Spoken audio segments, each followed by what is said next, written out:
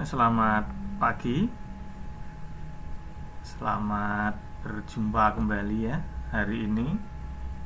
Semoga kita dalam kondisi yang sehat, kondisi yang prima, sehingga hari ini kita bisa melaksanakan kuliah virtual secara online pada mata kuliah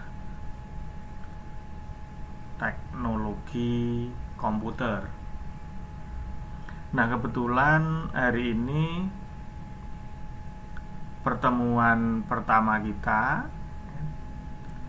jadi materinya masih ringan-ringan saja dan seputar pengenalan dan definisi dari sistem komputer. Nah, perlu saya sampaikan untuk mata kuliah teknologi komputer ini kan ada dua jenis, ya, dua kelompok. Yang satu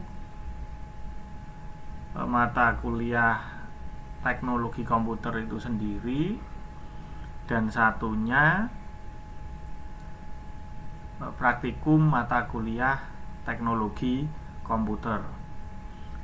Nah, karena materinya hampir sama, maka dua kelompok ini saya jadikan satu saja. Jadi mulai minggu-minggu depan kita jangan lagi membedakan antara teknologi komputer dengan praktikum teknologi komputer. Jadi dua kelompok ini kita anggap sama, walaupun real faktanya di dalam sistem siakat atau nanti penilaiannya itu adalah berbeda. Tapi untuk perkuliahannya saya sampaikan di awal bahwa karena dua materi ini sama, maka saya kemas menjadi satu perkuliahan. Terus perlu saya sampaikan juga bahwa presensi kehadiran itu harus diisi setiap kali Anda mengikuti perkuliahan. Diharapkan mengisi presensi melalui sistem siakat yang ada di Stekom.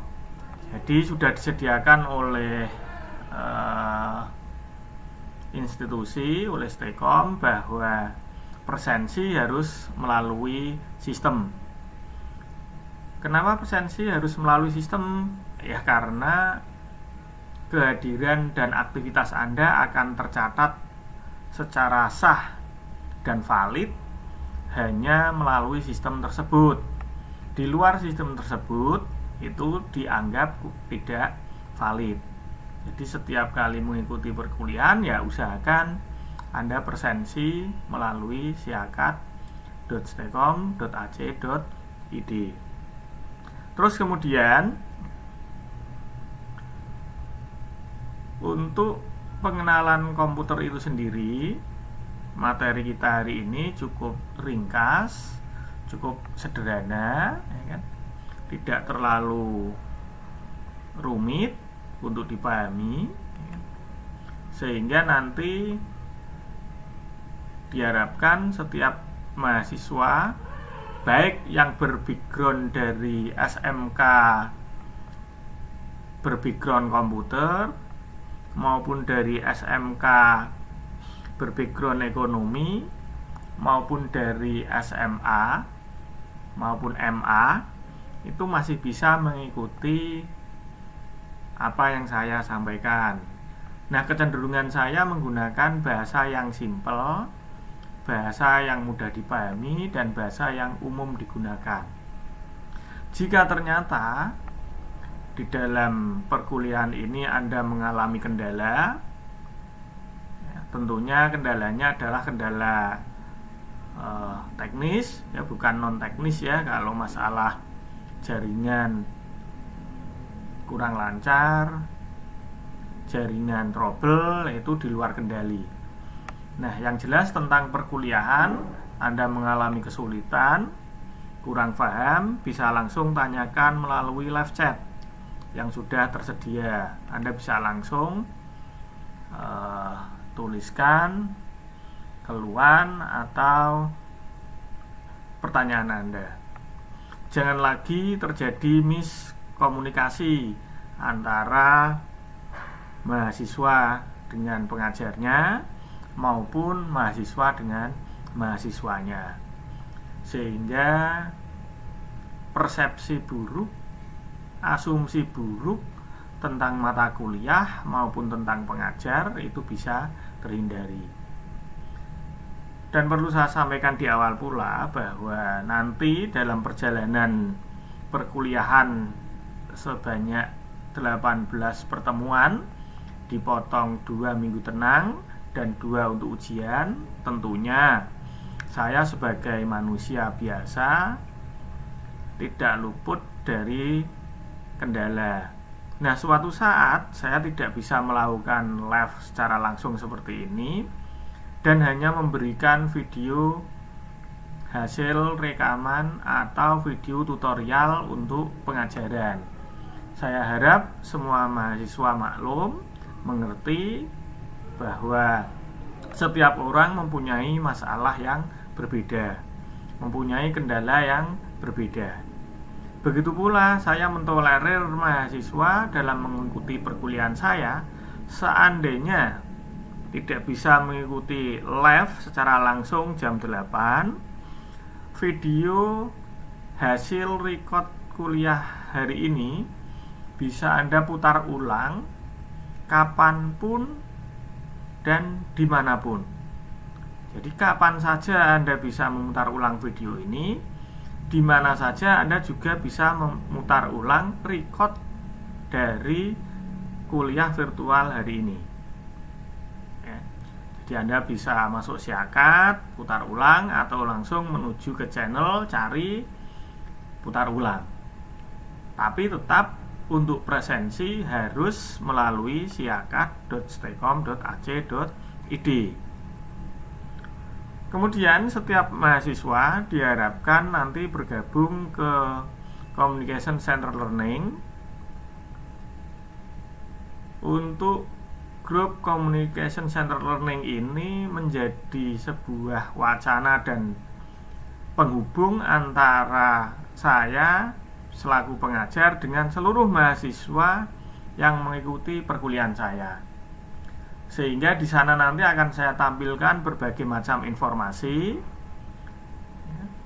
Anda juga bisa menanggapi lewat postingan, ataupun Anda juga bisa memposting sesuatu. Tentunya kalau postingan tersebut layak, postingan tersebut akan ditampilkan. Jadi silakan nanti bergabung ke grup Facebook Communication Center Learning, sudah saya sediakan. Bisa Anda lihat itu di layar tampilan masing-masing. Jangan sampai salah grup, karena nanti komunikasi bisa berbeda, informasi bisa salah ya.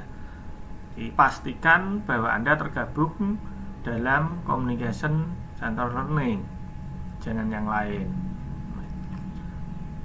Saya ulang lagi, kalau ada kendala, ada pertanyaan, silahkan langsung tanyakan melalui live chat yang tersedia, sehingga saya bisa langsung menghandle, saya bisa langsung menangani, saya bisa langsung membaca keluhan-keluhan yang Anda alami. Baik, kita langsung menuju ke materi teknologi komputer ya. Bisa Anda lihat di tampilan masing-masing bahwa definisi dari sebuah komputer itu tadinya dia hanya sebagai komputer ya.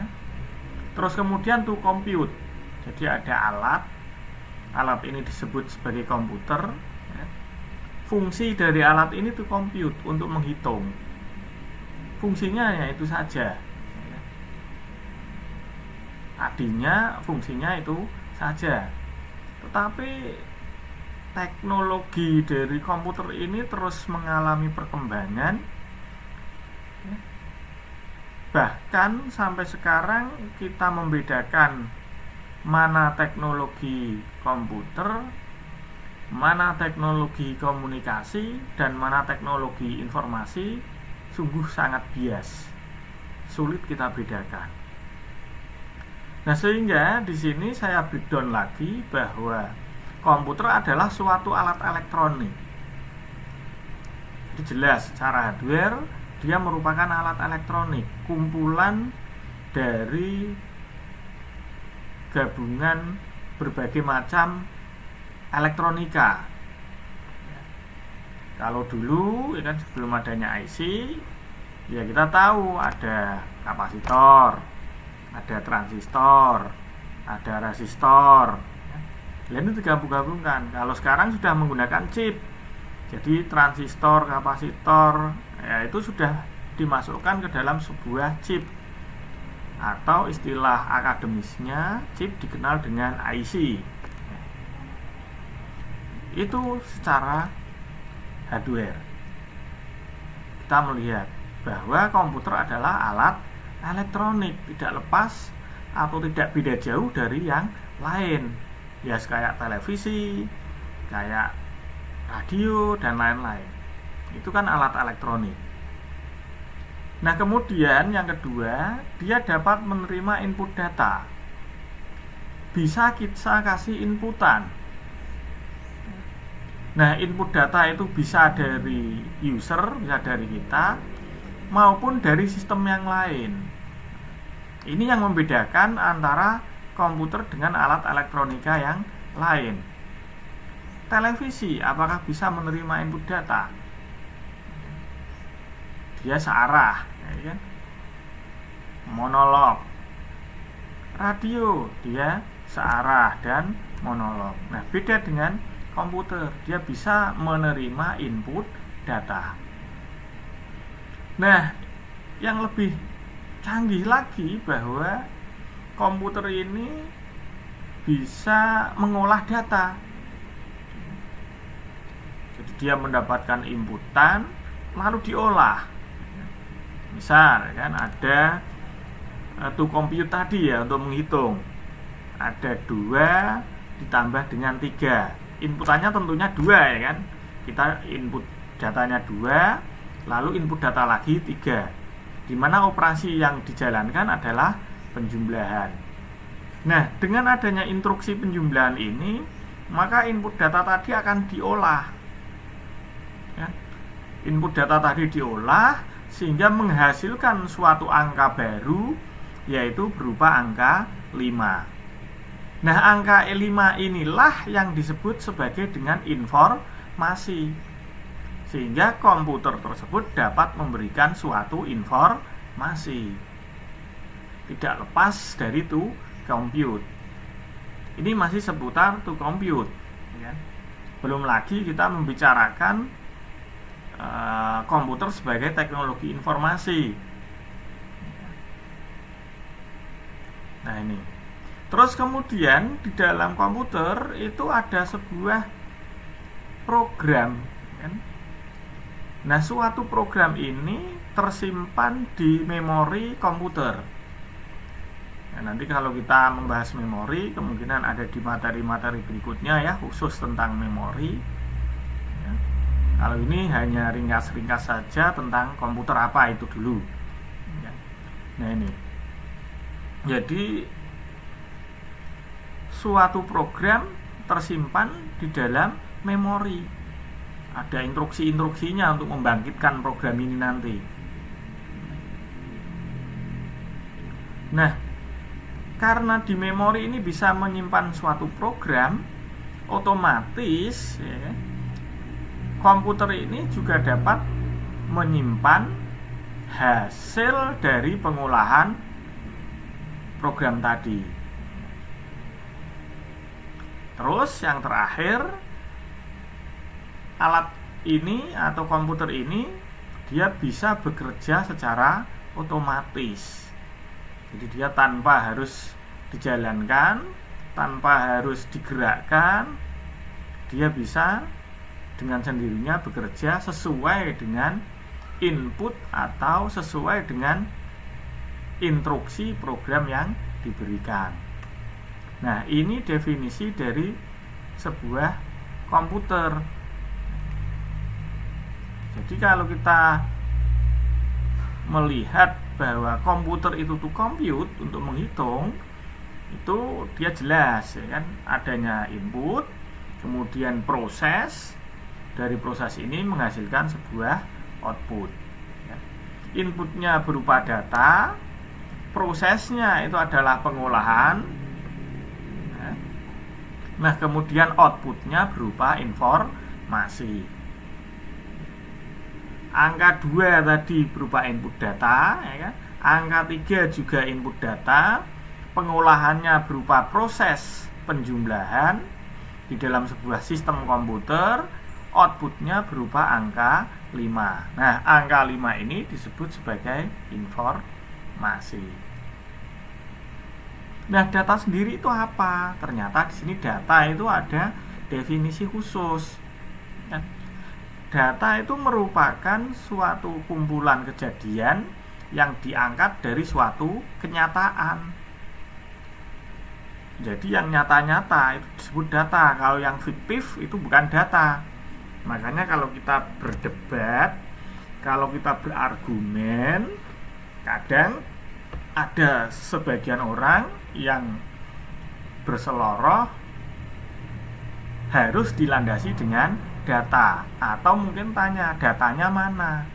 Nah ternyata data itu adalah suatu kumpulan kejadian yang diangkat dari suatu kenyataan, bukan dari suatu khayalan, bukan dari suatu yang fiktif ya, jadi harus nyata. Sehingga dalam pengolahannya nanti ya kan, manipulasi dari data ke dalam bentuk yang lebih berguna itu bisa berarti, sehingga nanti menghasilkan output berupa informasi dari hasil kegiatan pengolahan data yang bisa memberikan bentuk dari suatu kejadian tadi. Jadi intinya itu bisa dinalar ya kan? Logik. Makanya di dalam sistem komputer itu terkenal dengan istilah logical feeling atau pemikiran penalaran, masuk akal ya. Karena apa? Input berupa data diolah dengan sistem processing, dikeluarkan dalam bentuk sebuah informasi.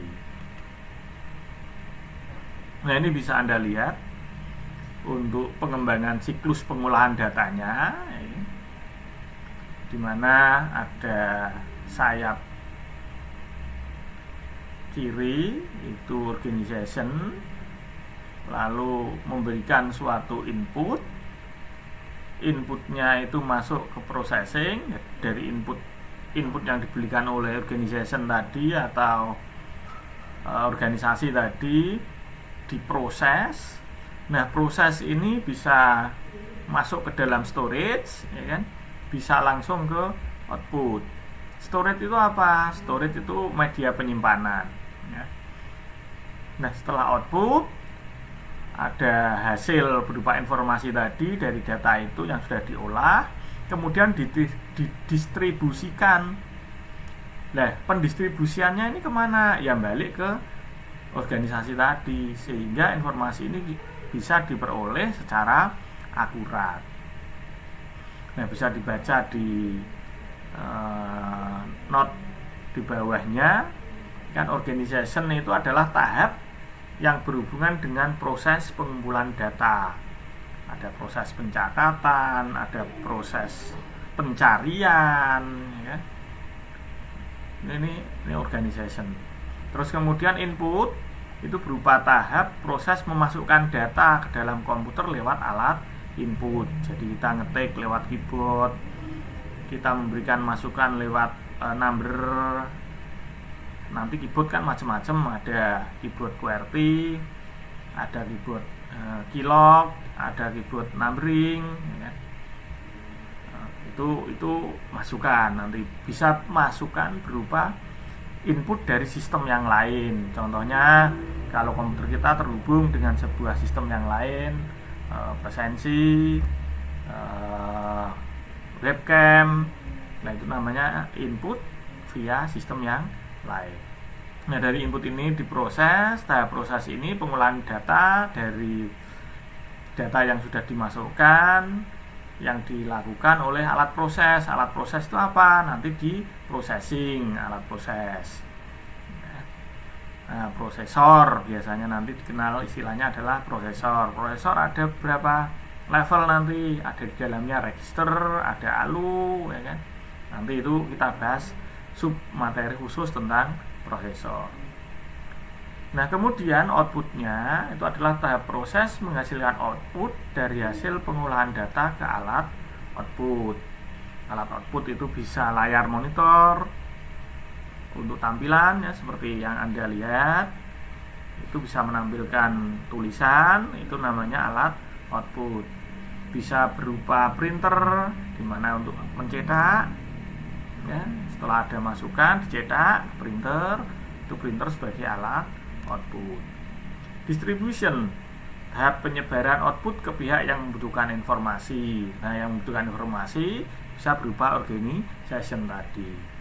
Nah, storage di sini adalah tahap proses pemakaian perekaman hasil pengolahan ke simpanan luar. Jadi disimpan dalam sebuah flash disk bisa, hard disk bisa, cloud bisa. Cloud itu drive, ya, misalkan Google Drive, Dropbox, lah itu namanya drive namanya. Itu cloud yang bersifat drive yang bersifat cloud. Jadi penyimpanan secara daring. Nah, kita lihat sekarang sistem komputer. Jadi sistem komputer itu tidak lepas dari namanya hardware, tidak lepasnya software, dan tidak lepas dari namanya brainware. Nah, ini 3 komponen ini harus menjadi satu kesatuan, menjadi satu kemasan. Dari 3 kesatuan inilah bisa disebut dengan istilah sistem komputer. Kalau cuma hardware saja tidak bisa disebut sistem komputer, software saja tidak bisa, brainware saja tidak bisa. 3-tiganya harus membentuk satu kesatuan. Nah, hardware itu sendiri apa? Hardware itu sendiri adalah peralatan dari sistem komputer yang secara fisik terlihat dan terjamah. Kita bisa melihat, kita bisa memegang, ya. Itu hardware. Monitor bisa kita lihat, bisa kita pegang, berarti dia hardware. Keyboard bisa kita pegang, bisa kita lihat, itu juga hardware. Mouse bisa kita pegang, bisa kita lihat, itu juga hardware. Sedangkan untuk sesuatu di dalam sistem yang tidak bisa terlihat, tidak bisa dipegang, tapi nyata adanya, dan dari keberadaannya bisa kita rasakan manfaatnya. Nah, komponen inilah yang disebut dengan istilah software. Jadi software itu program yang berisi perintah untuk melakukan pengolahan data. Dia tidak bisa dipegang, tidak bisa kita rasakan, ya? Tidak bisa kita lihat, tapi keberadaannya sungguh bisa kita manfaatkan. Nah, terus komponen yang ketiga, brainware, yaitu manusia yang terlibat dalam pengoperasian serta mengatur sistem komputer. Nah, kalau kita lihat dari jenisnya, itu nanti komputer bisa dibedakan menjadi 3 kategori. Kita lihat dari berdasarkan datanya, berdasarkan ukurannya, dan berdasarkan penggunaannya. Kalau berdasarkan datanya, komputer itu ada komputer analog, ada komputer digital, terus ada komputer hybrid. Jadi 3 komputer ini nanti yang membedakan komputer berdasarkan datanya, analog, digital, dan hybrid. Terus kemudian kalau berdasarkan ukurannya, kita bisa lihat ada komputer mainframe, ada mini komputer, dan ada mikro komputer. Sedangkan untuk berdasarkan penggunaannya, kita mengenal adanya komputer special purpose komputer, kita mengenal adanya general purpose komputer. Jadi komputer yang khusus dan komputer yang umum. Nah, kita lihat sekarang sejarah dari mula lahirnya komputer. Nah, komputer pertama itu ada itu sejak tahun 46. Jadi dimulai riset komputer pertama dikenalkan itu dari 45 dulu ya.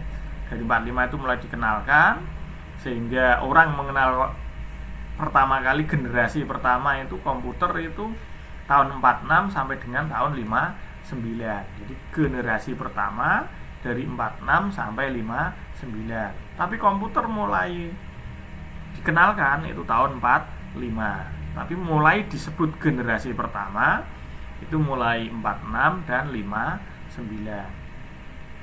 Nah, pada generasi pertama ini sirkuit dari komputer itu masih menggunakan tabung ruang hampa.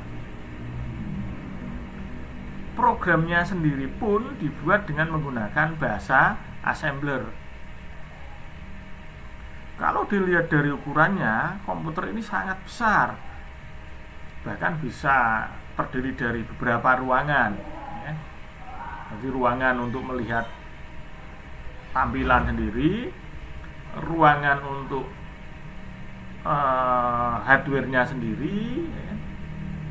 Nah, karena terbuat dari tabung ruang hampa tadi, komputer ini cepat panas. Dia cepat panas. Terus kemudian dari sisi akses, kecepatan dari mengerjakan tugasnya juga kurang cepat. Terus media untuk menyimpan juga dia sangat kecil kapasitasnya. Sedangkan untuk konsumsi listriknya, dia memerlukan daya listrik yang sangat besar. Nah, pada saat generasi pertama ini, orientasi pengembangan komputer menuju ke arah bisnis. Dia dikembangkan ke arah bisnis. Kemudian pada generasi kedua, komputer itu mulai diperbaiki. Itu tahun 59 sampai tahun 64. Sudah ada kemajuan karena ditunjang oleh kemajuan dari perkembangan elektronika, yaitu sirkuitnya berupa transistor. Nah, terus programnya di dalam komputer itu sudah memakai bahasa tingkat tinggi.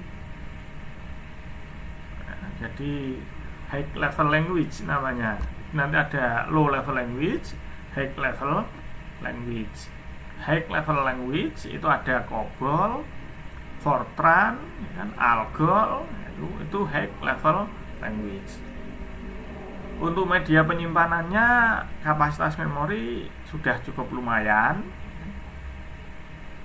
Terus untuk proses eksekusinya juga sudah cukup cepat ya. Tapi belum cepat sekali ya, sudah cukup gitu ya. Terus kemudian sudah mulai berkurangnya penggunaan sumber daya listrik.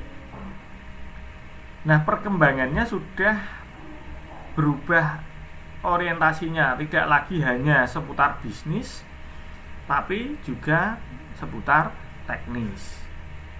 Di masalah-masalah teknik itu sudah orientasinya bergeser. Yang tadinya di generasi pertama hanya bisnis, sekarang pada generasi kedua mulai ada sentuhan orientasi teknik. Kemudian pada generasi ketiga, era tahun 64 sampai dengan tahun 70-an. Ini komponennya sudah menggunakan IC, dimana kita tahu bahwa IC itu kumpulan dari beribu-ribu transistor, ya. Jadi banyak transistor itu berkumpul, ya, dijadikan satu, ya kan? Kemudian menjadi sebuah chip IC. Sehingga dengan menggunakan IC ini pemrosesan bisa lebih cepat. Jadi yang tadinya prosesnya lambat, agak lambat, terus menjadi lebih cepat. Kapasitas memorinya juga lebih besar. Penggunaan listrik bisa dihemat lagi, bisa tekan lebih hemat, ya. Bentuk fisiknya yang tadinya gede sekarang menjadi lebih kecil. Nah, mulai tahun inilah banyak muncul software aplikasi. Jadi tahun 64 sampai 70-an ini mulai pengembangan software aplikasi itu banyak. Pengembang software aplikasi mulai bermunculan. Nah, pada generasi keempat, komputer itu mengenal namanya LSI. Jadi Large Scale Integration. Jadi dia sudah menggunakan konsep Large Scale Integration (LSI). Dengan penggunaan Large Scale Integration ini dikembangkan ke arah mikro. Contohnya dia menggunakan mikroprosesor. Bahwa di dalam mikroprosesor, bahan dasar dari mikroprosesor itu adalah bahan semikonduktor. Jadi sudah kecil sekali bentuknya, ya sudah sekotak seukuran korek pentol itu ya,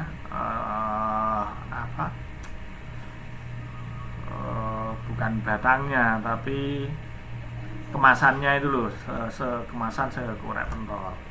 Jadi dia memakai semikonduktor berbentuk chip, ya. Ini sudah menggunakan mikroprosesor. Ini yang generasi keempat. Terus maju lagi selangkah lagi pada generasi kelima, era tahun 90-an, ya. Nah, di mana pada komputer generasi kelima ini sudah mengembangkan komputer yang berbasis speaking. Jadi komputer sudah bisa berkomunikasi dengan manusia. Komputer dikembangkan meniru intelijensia manusia. Makanya pada generasi kelima ini, era tahun 90-an, era generasi ini dikenal dengan era generasi Pentium. Jadi era generasi Pentium ini sudah mengenal intelijensia, menirukan daya pikir, menirukan perilaku manusia. Komputer itu dikemas seolah-olah dia bisa mengerjakan, dia bisa bekerja, dia bisa melakukan aktivitas seperti manusia, walaupun secara fisik itu tidak seperti manusia. Lalu berkembang generasi ke-6, yaitu abad 21. Nah, pada generasi inilah generasi masa depan, ya. Jadi generasi Anda nanti akan menghadapi generasi ini, di mana komputer itu disebut dengan generasi titanium. Nah, baik, kita flashback lagi ke arah perangkat kerasnya, ya, di mana pada komponen hardware suatu komputer itu nanti ada alat input, ada alat proses, ada alat penyimpanan, ada alat output, ada alat komunikasi, ya. Bisa dilihat pada gambar di samping, yaitu saya misalkan itu angka, ya. Input itu di angka 1, ya. Bisa Anda lihat, ya, dia itu bisa bergerak ke angka 3 maupun dia memberi informasi, memberi masukan ke angka 2 berupa CPU. Nah, CPU nanti itu bisa ALU, bisa CU, bisa register. Jadi di dalam CPU nanti ada 3 ALU atau Arithmetic Logic Unit, ada CU atau Control Unit, dan ada register. Terus kemudian dari CPU itu dia memberikan output ke angka 4. Terus kemudian dia juga bisa memberikan informasi ke angka 5 CCU, communication tool. Nah, ini alat inputnya, ada keyboard, ada mouse, ada scanner. Ini alat input yang langsung ya, dari kita menyentuh. Alat input yang tidak langsung ya bisa dari sistem lain atau bisa dari alat yang lain. Contohnya dari disk tadi, dari pita magnetik, dari pangkat, gitu ya. Terus kemudian untuk alat pemrosesan ya, bisa CPU ya, biasa kita sebut dengan Central Processing Unit ya, bahasa akademisnya. Kalau kita melihat CPU itu bukan lantas yang kotak gede itu ya, bukan. Kotak gede itu casing itu. Nah, CPU itu ada di dalamnya. Dia hanya kecil ya, seukuran kemasan korek api ya. Nanti kalau saat materi kuliah khusus CPU nanti saya tunjukkan nanti CPU itu seperti apa, nanti perkembangan CPU ya, dari yang paling jadul sampai yang terkini nanti CPU ya, berupa perkembangan CPU tersebut. Nanti khusus ini materi membahas tentang CPU. Sekarang kita secara singkat-singkat saja, secara garis besarnya saja. Nah, di mana pada alat pemrosesan ini atau CPU ini ada ALU dan ada CU. Sebetulnya ada lagi namanya register. Cuma register ini alat untuk nanti mencari atau tempatnya instruksi-instruksi. Kita simpelnya yang ALU dan CU aja dulu. Nah, tugas dari yang ALU ya, Arithmetic Logic Unit, ini melakukan semua perhitungan aritmatika yang terjadi sesuai instruksi program. Jadi ada istilahnya penambahan, penjumlahan, ininya operasi aritmatik lah. Terus kemudian melakukan pengambilan keputusan dari operasi logika sesuai dengan instruksi program. Nah, ini logic. Logic nanti ada operasi AND, OR, NOT, ya, XOR, itu ada di digital. Mungkin Anda sudah mendapatkan materi ini. Operasi N1 N1 sama dengan 1. 1 N0 sama dengan 0. Ya, ini ya. 0 N0 sama dengan 0. Itu namanya operasi logik. Yaitu dikerjakan oleh ALU, Arithmetic Logic Unit. Terus kemudian ada CU atau Control Unit ya. Tugasnya adalah mengatur dan mengendalikan alat I/O.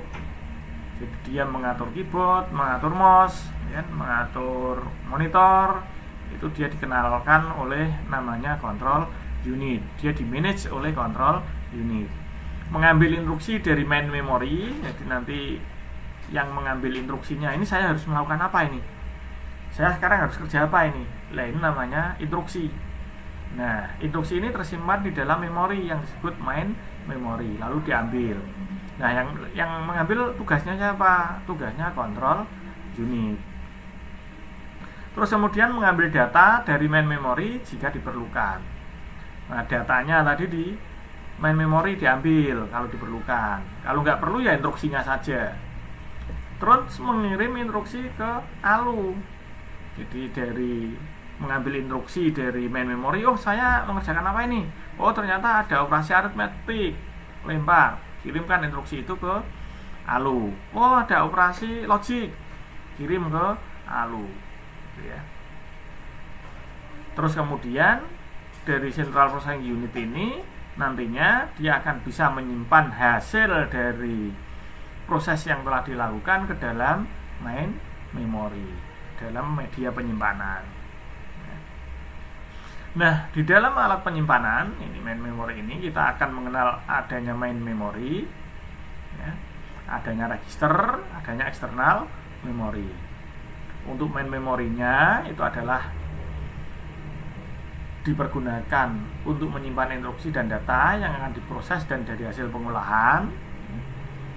Terus untuk registernya dipergunakan untuk menyimpan instruksi dan data yang sedang diproses.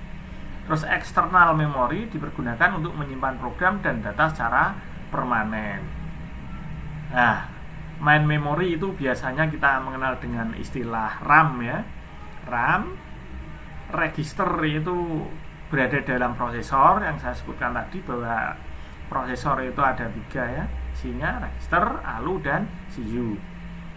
Terus external memory itu bisa berupa SD card, bisa berupa hard disk, bisa berupa flash disk, atau mungkin bisa berupa cloud ya, drive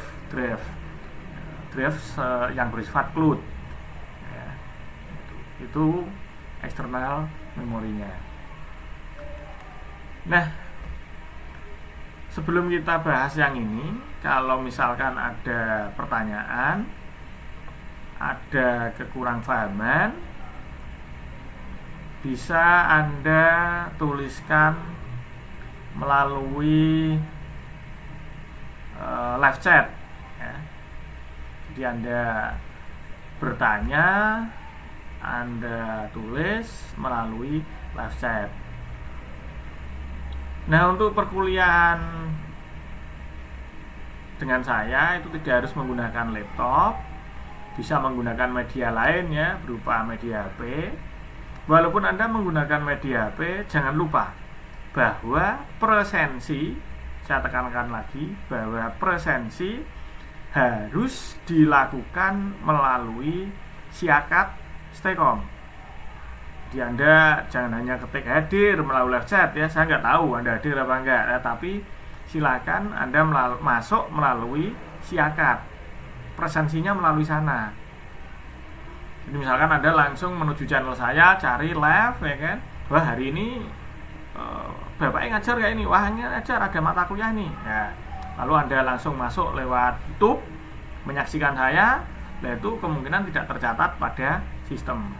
Nah, solusinya gimana? Solusinya Anda masuk melalui SIAKAT, presensi melalui SIAKAT, karena presensi yang valid dan sah hanya melalui siakat.stekom.ac.id. Paham ya? Kalau ada pertanyaan langsung ke live chat. Jadi antara kita santai saja ya, antara kita biar tidak terjadi miss. Mahasiswa mengerti keinginan pengajarnya dapat mengcover kebutuhan dan keinginan mahasiswanya, seperti itu. Jadi tidak terjadi misinformasi, sehingga hal-hal yang tidak diinginkan tidak terjadi.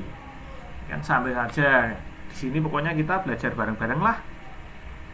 Anda belajar dari saya pun akan berusaha semaksimal mungkin untuk belajar dari Anda semua. Jadi saling mengerti ya.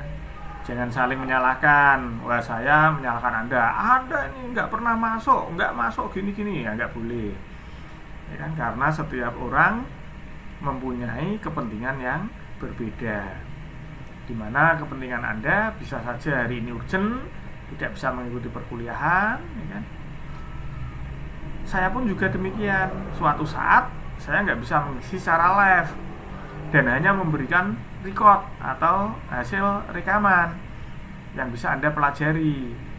Tapi intinya kan sama, materinya sudah tersampaikan ya kan? Materinya ada, bisa Anda pelajari ya. Live pun seperti ini, videonya bisa kita putar ulang lagi nanti ya, kita bisa menyaksikan kembali kapanpun dan dimanapun Oke, kita lanjutkan lagi ya untuk main memory. Nah, main memory, main storage, internal memory, internal storage, primary storage, temporary storage, ya, immediate access storage, itu merupakan tempat penyimpanan terbesar dalam komputer. Nah, tempat penyimpanan ini atau memori ini mempunyai satuan. Ya. Nah, satuan kalau dalam otak kita biasanya kita mengenal, jadi kita mengenal istilahnya meter.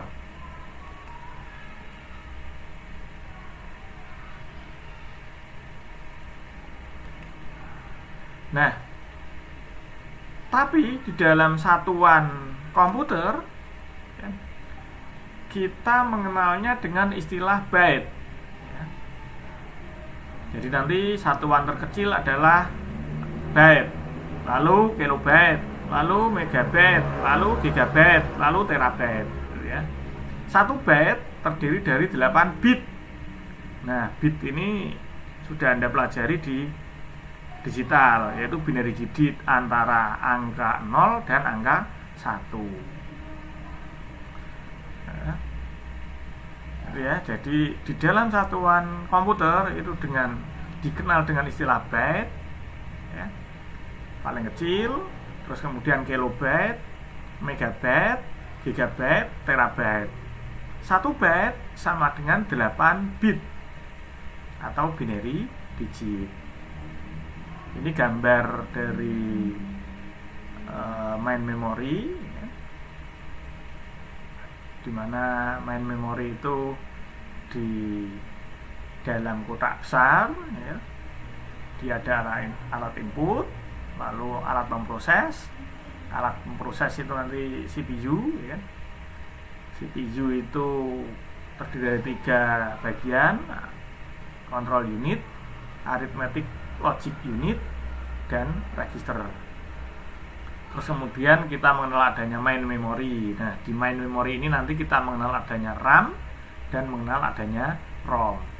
Kalau external memory nanti kita mengenal adanya hard disk, flash disk, memory card, ya, cloud, ya.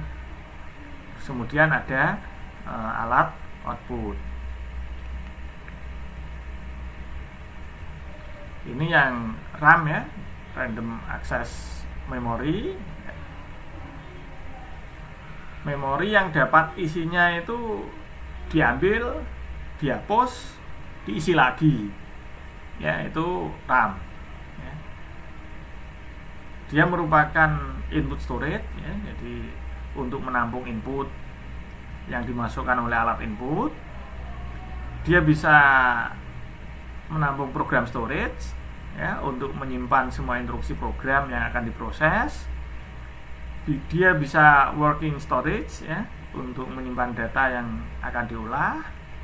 Dia juga bisa bersifat atau berlaku sebagai output storage untuk menampung hasil akhir dari pengolahan data yang nantinya akan ditampilkan ke dalam alat output. Nah, RAM ini memiliki kemampuan untuk melakukan pengecekan dari data yang disimpannya. Nah, pengecekan inilah yang disebut dengan istilah parity check. Parity check itu nanti ada 2, even parity check sama put parity check, ya.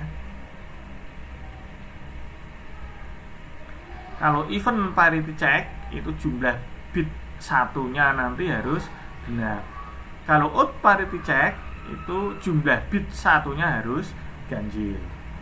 Sedangkan untuk yang ROM itu adalah merupakan memori yang hanya dapat dibaca saja. Jadi dia tidak bisa diambil, tidak bisa diubah, tidak bisa diganti, yaitu ROM. Terus kemudian register, seperti yang sudah saya singgung di awal tadi, register itu ada di dalam sebuah prosesor, ya. Dia merupakan penyimpanan yang kecil, ya, tapi memiliki kecepatan yang tinggi. digunakan untuk menyimpan instruksi ya. Jadi instruksi langsung nanti diakses dan dieksekusi gitu ya. Nah, register ini terdiri dari dua, instruction register sama program counter atau disebut IR dan PC ya. Nanti bisa bekerja sama antara instruction register atau IR dan program counter PC gitu ya.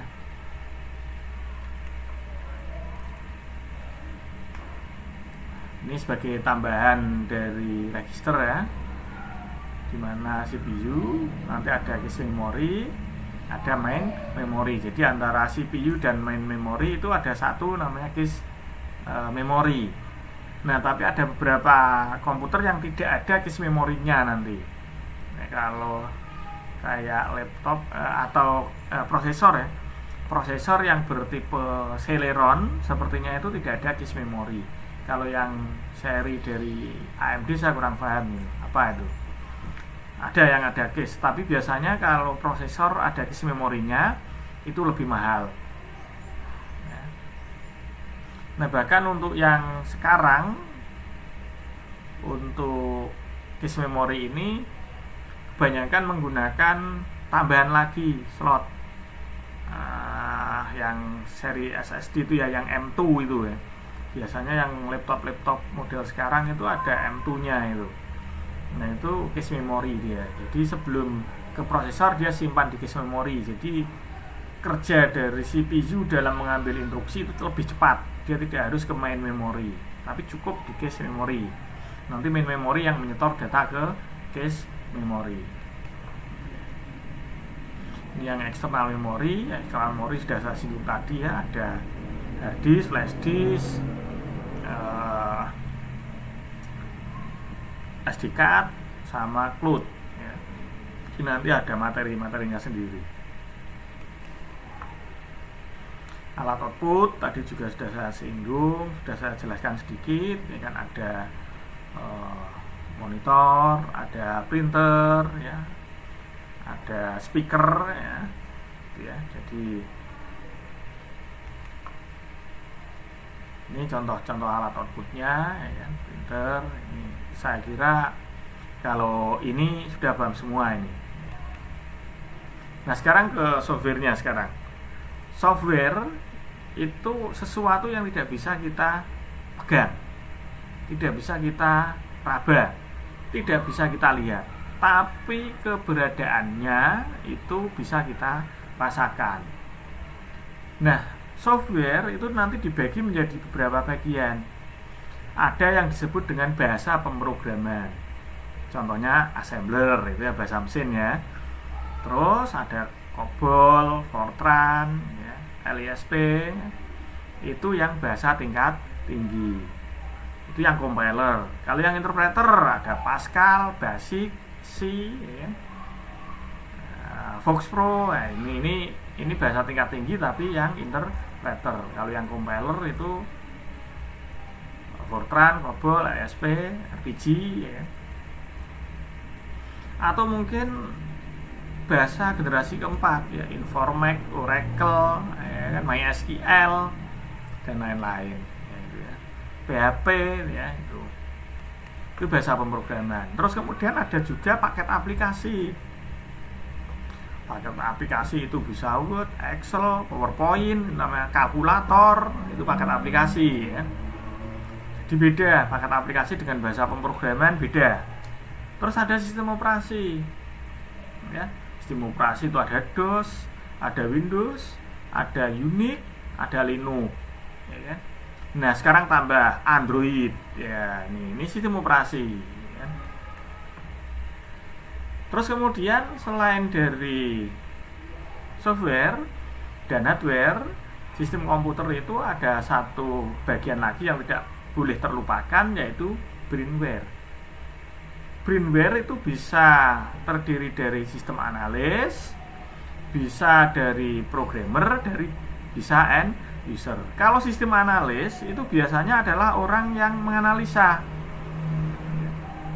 Jadi orang yang menganalisa, orang yang memperhatikan ya, sistem kerja komputer, outputnya sesuai nggak, outputnya benar nggak, inputnya sesuai dengan proses nggak. Nah, ini namanya sistem analis. Ada programmer. Programmer itu orang yang membuat program, itu programmer. Jadi dia termasuk klasifikasi brainware. Ada end user, pengguna akhir. Nah, biasanya pengguna akhir ini menggunakannya ya menggunakan paket aplikasi yang sudah jadi ya, aplikasi yang sudah dibuat oleh programmer. Ini namanya end user. Ya, mungkin dari 3 brainware ini akan menutup pertemuan kita hari ini. Jika Anda mempunyai pertanyaan, Anda kurang paham, Anda kurang jelas, silakan bisa bertanya melalui live chat. Seandainya Anda malu bertanya melalui live chat, Anda juga bisa bertanya melalui nomor WA yang sudah Anda ketahui. Nomor WA yang sudah tercantum pada sistem siakat.stekom.ac.id. Ada pertanyaan? Ini saya kasih waktu biar Anda mungkin menyiapkan pertanyaan atau mungkin masih mengira-ngira, berpikir ya. Oke, kalau belum ada pertanyaan untuk hari ini saya akhiri sekian. Sekali lagi saya mohon maaf ya kan. Mungkin suatu saat Anda tidak bisa hadir. Saya juga mengerti keadaan Anda, tapi suatu saat pula saya tidak bisa bertatap muka secara live dengan Anda. Saya juga mohon maaf, dan saya mungkin suatu saat hanya mengirimkan video pembelajaran online. Sekali lagi saya ucapkan terima kasih, mohon maaf, selamat pagi.